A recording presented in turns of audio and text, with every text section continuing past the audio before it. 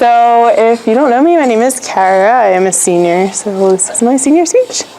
So I'll start by praying, actually. Dear Heavenly Father, I just thank you so much for this opportunity I have to speak to CDF, Lord, and I just pray that you would just speak through me, Lord, and that my words will be your words, Lord, and I just pray, Lord, that you just calm my nerves, Lord, and just help me to accurately convey the message you've given me to share tonight. And I just pray that it's effective, Lord, and I thank you for this opportunity again. In Jesus' name we pray. Amen. Okay, so I'm going to start with a little about me. So I'm from New Jersey, which I didn't realize until I came to school gets like a lot of hate from everywhere else in the whole country. So, but it's not all bad. Like, I think people think of like Snooki and like congestion and like pollution. I don't know.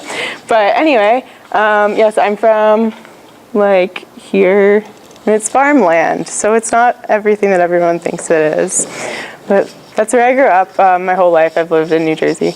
And so John Griffin once told me that there's 3 things I love: Jesus, cats, and Logan, and he's right, but I also love CBF and friends, and my family as well. So this is my family, and I have to include a picture of my cat because she's also part of my family, and I don't think it would be my senior speech if I don't talk about cats a little bit.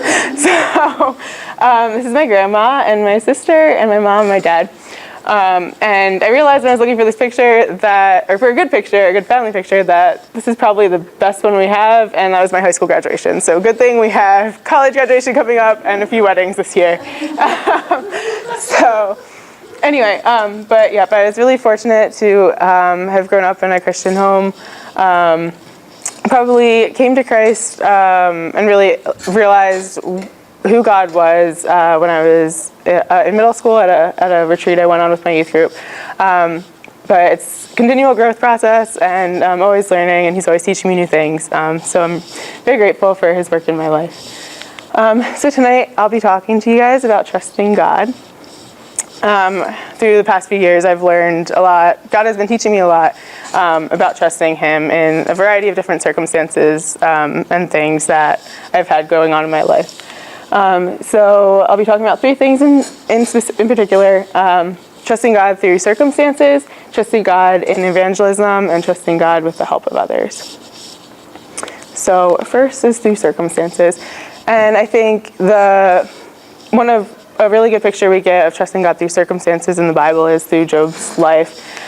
So when Job was a excellent follower of God, and Satan put a lot of things in his life that tempted him, and he lost all of his family and his livestock, or his children, his livestock, and was afflicted with physical pain as well. And through it all, even with his friends telling him that it was something that he had done to deserve it, he just trusted in God and really just acknowledged that God's ways were more than what he could understand.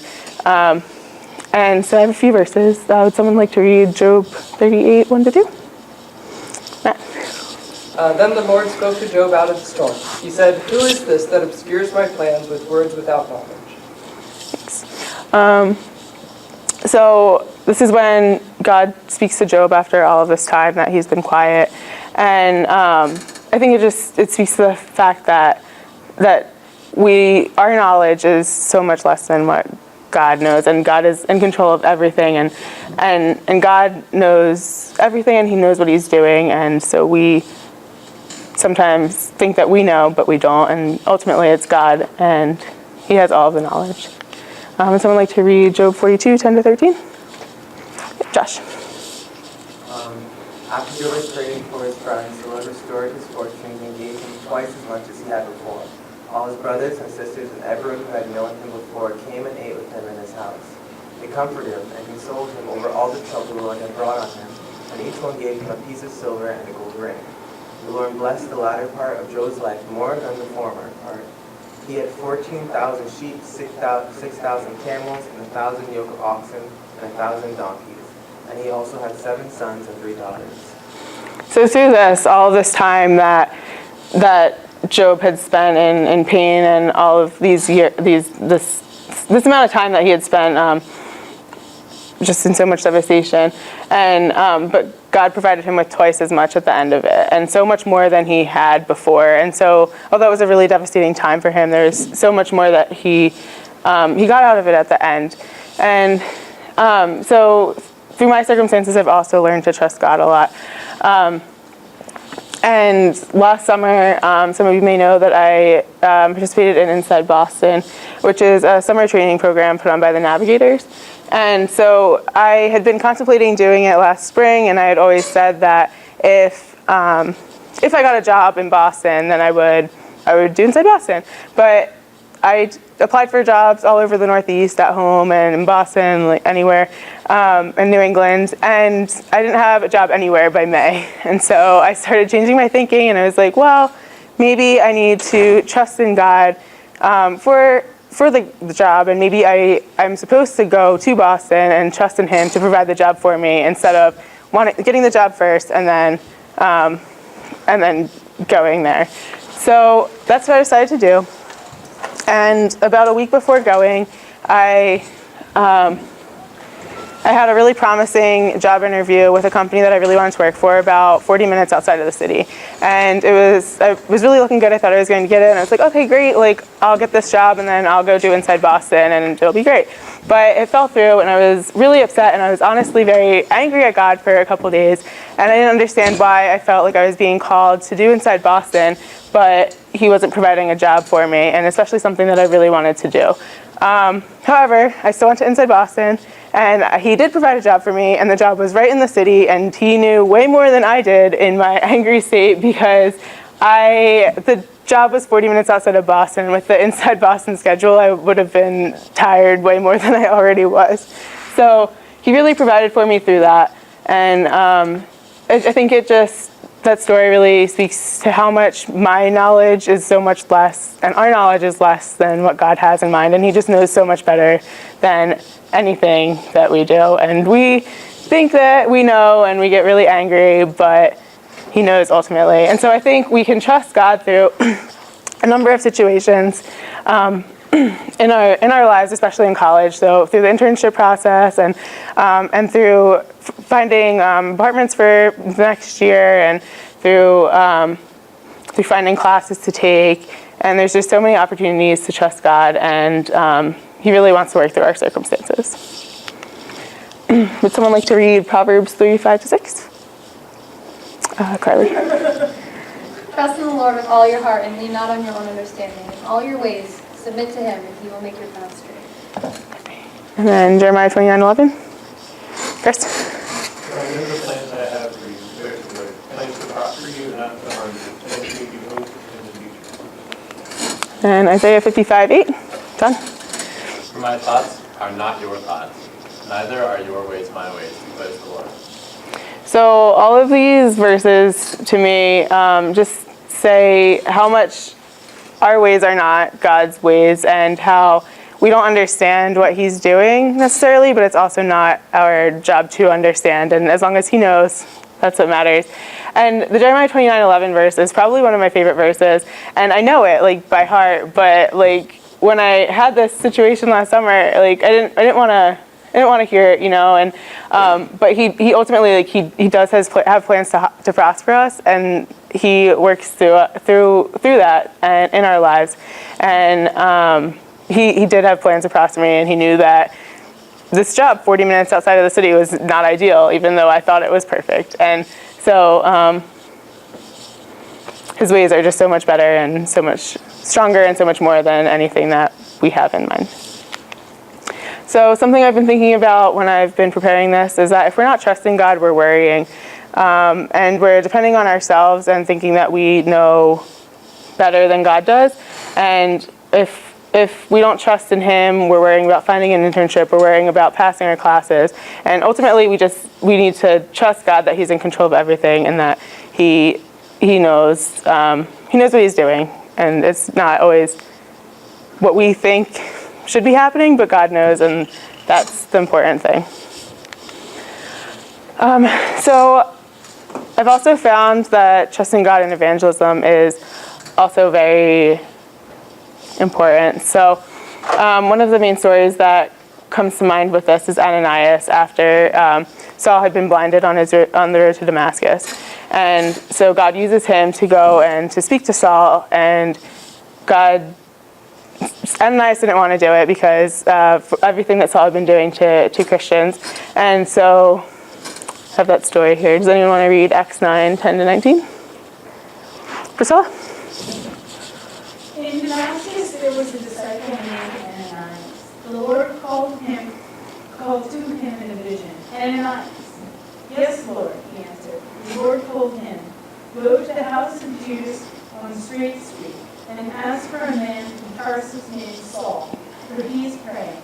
In a vision he has seen a man named Ananias come and place his hands on him to restore his sight. Lord, Ananias answered, I have heard many reports about this man and all the harm he has done to your holy people in Jerusalem. And he has come here with authorities from the chief priests to arrest all who call on your name. But the Lord said to Ananias, go. This man is my chosen instrument to proclaim my name to the Gentiles and their king and to the people of Israel. I will show him how much he must suffer for my name. Then Ananias went to the house and entered.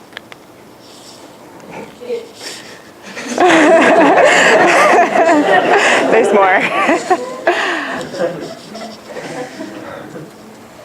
Placing his hands on Saul, he said, Brother Saul, and the Lord, Jesus, who appeared to you on the road as you were coming here, has sent me so that you may see again and be filled with the Holy Spirit. Immediately, something like scales fell from Saul's eyes, and he could see again. He got up and was baptized, and after taking some food, he regained his strength. Thank you. So I think that often when we're evangelizing, we feel ill-equipped or like we're unprepared. And I think that in Ananias' case, he also felt that way. He didn't think that he could go and speak to Saul. He knew everything that Saul had been doing, but God just told him to go, and Ananias really trusted in him to go, and he was called to go by God, and he did go. And I also think that Ananias kind of tries. I think that we can tend to make excuses, like I can't do this God because X, Y, Z. And so Ananias also does that. He's like, but God, like I've heard about all these things that he's been doing, but it's ultimately God's plan, and he wants him to go. And so Ananias trusts in God, and he does go. So in my own life, again, last summer, it was the end of Inside Boston, and we had spent one night every week for the entire summer learning how to evangelize. And so this is my last week at Inside Boston, and I was out working in the field, and someone I was working with, someone came around evangelizing and gave us a pamphlet about Jesus. And after she had left, this guy I was working with was kind of saying, like, Jesus lived a long time ago, and like, why do bad things happen, and why did my brother's nephew or something, some friend's nephew, why did he have to be killed by a drunk driver, and all of these things. And I sat there and I felt really called to say something, but I didn't say anything.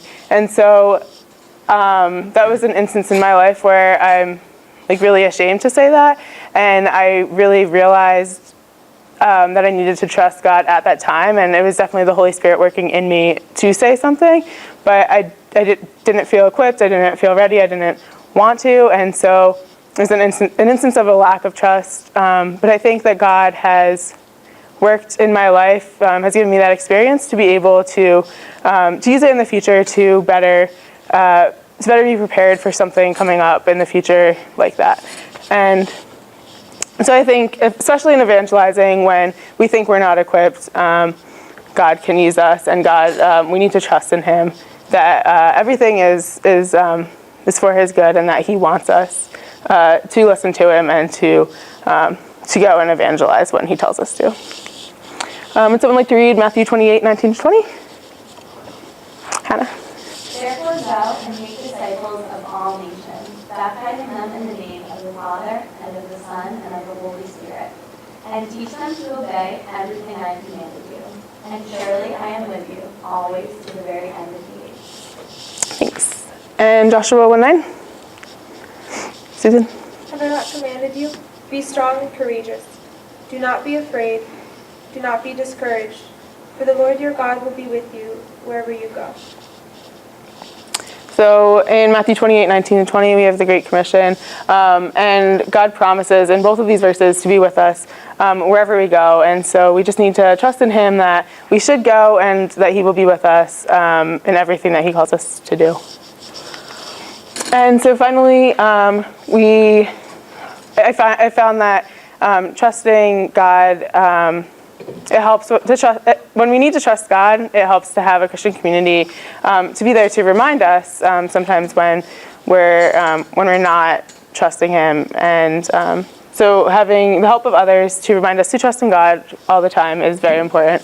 I think that sometimes we can be blinded by our circumstances, and in that case, having a Christian community to help us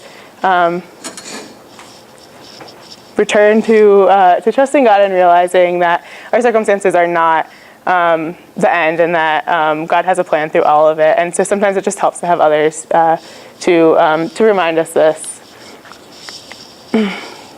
And so with that, I also have a story. So at certain times throughout college, especially earlier on in college, I would find that sometimes I would not feel, especially during really difficult terms, I would not feel that I should be in my major or not feel that I should be at this school. Sometimes I would feel like, oh, I'm not smart enough for WPI. And so that was really hard for me. And I remember speaking to Annika one time my sophomore year, and she just told me that those were lies that the devil was telling me, that I wasn't enough, that I was inadequate, that I wasn't smart enough. And so with the help of her, I was able to realize and remember my purpose in being at WPI and why I am here, and what God is doing in my life here and for me, and what he's doing through my education. And so I've also seen this in CBF as well, sometimes through accountability. And when we are obviously not trusting God, having fellow believers point to us and tell us, like, oh, like when you did this thing, like you need to be trusting God more. And so it's definitely helpful to have this Christian community in our lives. Would someone like to read Genesis 2:18? Marcel. The Lord God said, it is not good for the man to be alone. I will make a helper suitable for him. And Hebrews 10:24-25. Yep, Nathan. Let us consider how we may stir one another on toward love and good deeds, not giving up meeting together, as some are in the habit of doing, but encouraging one another, and all the more as you see the day approaching. And Hebrews 3:12-13. Nathan. See to it, brothers and sisters, that none of you has a sinful, unbelieving heart that turns away from the living God, but encourage one another daily, as long as it is called today, so that none of you may be hardened by sin's deceitfulness. So from Genesis 2:18, we learned that we were created for community, and in the two verses in Hebrews, we're made to encourage one another and to point out to each other when we're sinning, when we're not trusting in God in all aspects of our lives, and to just support each other in all of this, and just be a community worshiping God and lifting each other up. So, in three conclusions. In general, we're not always going to understand God's plan, and it's not our responsibility to. God knows what he's doing, and that's an amazing thing. And even though sometimes we think that we know what's best for us, God is the one who knows what's best for us. And God equips us to do his work. So when we don't feel like we're able to, and we don't feel like we know enough, God is always there with us, and God calls us to do his work, and he will be there with us as we go out. And we need Christian community to support us through all of this, to remember to trust in Him when things are hard, to remember to trust in Him when we feel like we can't go out and evangelize to others and we can't go out and help other people. That's all I have, and I will pray for us.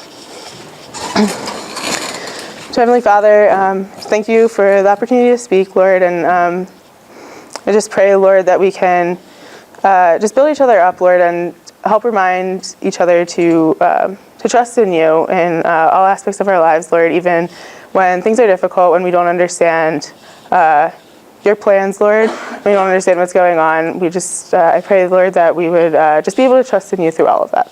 In Jesus' name we pray. Amen.